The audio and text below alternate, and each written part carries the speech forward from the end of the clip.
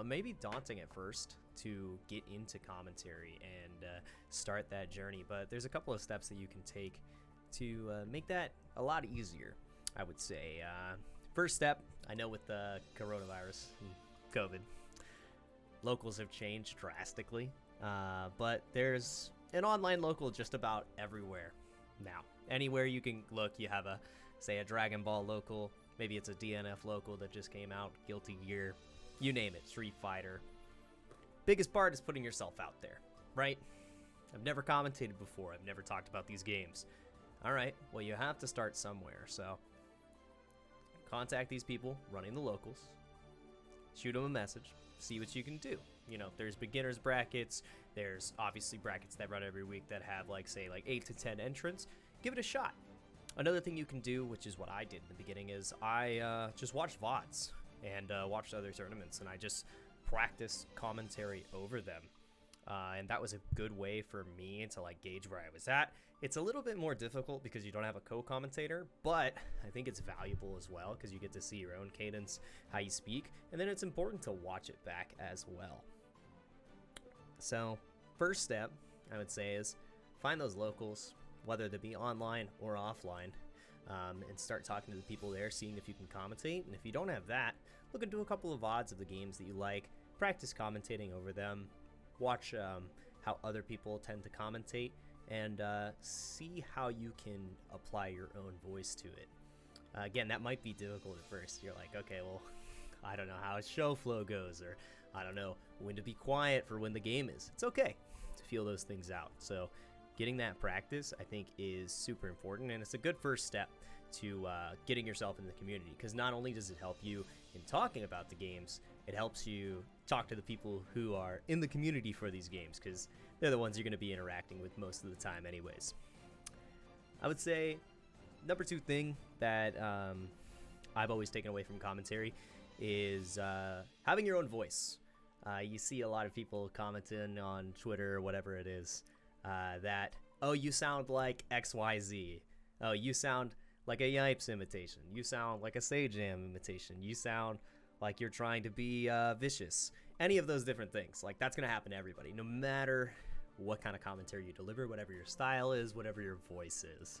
I think it's important to understand the structure and the knowledge that they deliver and the tenure, right? They have those skills and that demonstratable ability that makes them strong commentators. It's good to learn from those things, but it's also just as important to apply your own voice. I think that a lot of people forget that. They try to take the one-liners or catchphrases or even, I would say, speaking cadences of other commentators, and they forget how they speak on their own. And I think it's important to keep your own voice when you're doing commentary, because you have to be distinctive. You have to stand apart from the crowd. I think that's something that makes an up-and-coming commentator, actually now I'd say he's near the top. St. Cola is such a hot commodity because he knows his voice, he delivers on his voice deliberately, and just nobody else does it like him. Every single sentence he says is a bar. And again, that doesn't mean that's everybody's cup of tea, but God, people find him entertaining. I personally find him entertaining as well. And that's something that you can't replicate. You can make it your own, but if you try to copy it, you're gonna seem foolish, because that energy he has is genuine, and I feel like that's why he's had such a meteoric rise. And that's important to have too. Have your own style, because if you don't have your own style, nobody's gonna remember you. You're just Joe Schmo on the commentary mics. You don't want to be Johnny Donuts. So I think it's very important to keep your own voice and to be yourself. I would say number 3 thing is find a game that you like first, and just one game, stick with it. Get used to talking about a game, because there's a lot of general ability that you can apply to multiple games once you get good at commentating one game. There are multiple scenarios that begin to pop up that you'll see in a multitude of games that if you master it in one game, you can just apply. It's like a plug and play kind of factor. You're going to have these neutral situations that continue to pop up, resource management, where you look on the screen, all these different things are really important. in the aspect of fighting games. And if you start focusing on too many different games at once, you're going to spread yourself a little bit too thin. So you want to make sure that you have enough bandwidth to give the time and care to the games that you're commentating, or else you're going to see yourself failing. You're not going to be able to deliver a full package while you're commentating in the beginning. For example, when I started, I exclusively commentated Dragon Ball FighterZ.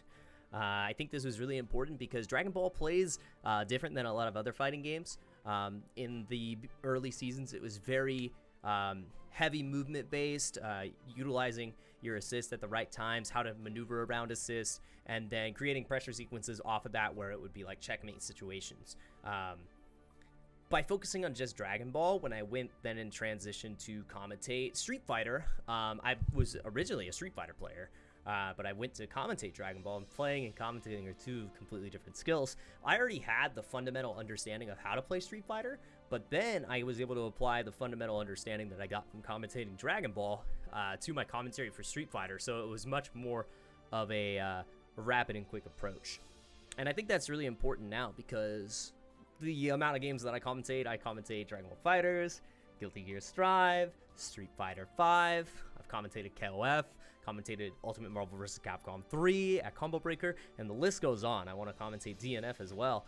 And I don't think you can start that way. I don't think you can start with that roster of games you want to commentate because not only does it take a lot of time to understand the depth of these games and the player bases that play them, it also takes a lot of time to develop your commentary skills. I've been doing this for 5 years, and I'm still got so much to learn, so much to grow.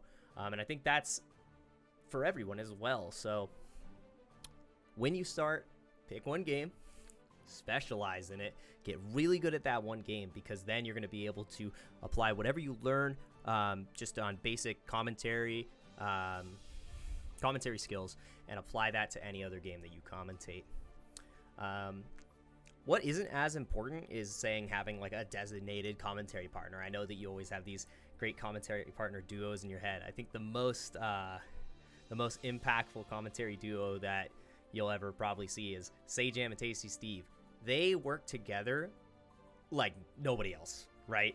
They just are on the same page, and we don't get to see them together a lot though, which is a shame actually, because you have Steve doing Tekken, you have Sajam doing all his streaming at home, and not going to as many events, but whenever they're on the mic together, God, is it amazing. And you don't necessarily need that exact commentary partner, because the fourth thing I wanted to say that's very important about commentary is being flexible with who you're commentating with, understanding how to pass the baton. And a great analogy that I used was when I was learning with Kuba. Kuba was my commentary coach, still is. We talk all the time about commentary. Is you have to designate who is the driver for the show, who is the co-pilot. That is huge for show flow, because then you understand who's directing the cadence of the show, who is developing the pace, and how you want to hand that back and forth. Sometimes it's going to be you. Sometimes it's going to be your co-commentator. It depends on what the strengths are that you have available to you with whoever you're commentating with. So if it's a partner that you're tenured with and you understand like all their speech patterns, how they like to talk, how they like to dictate the show, awesome, cool, doesn't take a lot of work. If it is someone that you've never worked with before, it's super important to talk about this beforehand so you understand how you're going to work together. Because in commentary, you're going to be working with so many different people from so many different walks of life, and maybe they commentate different games differently than they commentate the game you're working on today. So that discussion is great. And then I would say the last thing that you would want to work on as a commentator is understand your strengths. For me, I tried for years to say, I want to be an analyst. I want to be an analyst. I want to be an analyst. I am not an analyst.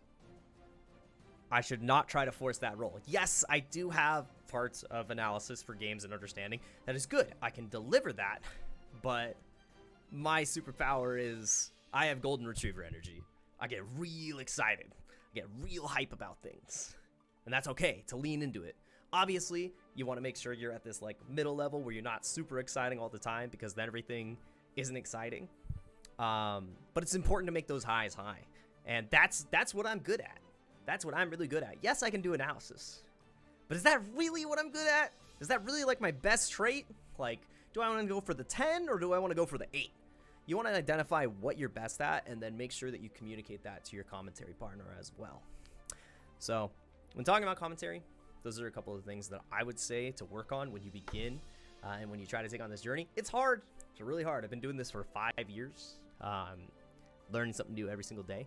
But I hope that this little discussion helps if you're trying to get into commentary, trying to learn how to commentate, or maybe you just want to like talk over games in Discord with your friends. I mean, it could be at any level because I think it's so important to be able to keep that dialogue about games going and have more people get into commentary because you might be the next St. Cole and you just don't know it. You have to give it a shot. Hey everybody, thanks for watching my first YouTube video. If you haven't already, please make sure to subscribe, hit the bell for notifications, and if you like the video, make sure to like and share with your friends. I'll be producing a lot more of these, covering other topics such as commentary, multiple fighting games, and even more in the FGC, so stay tuned, and thanks for watching.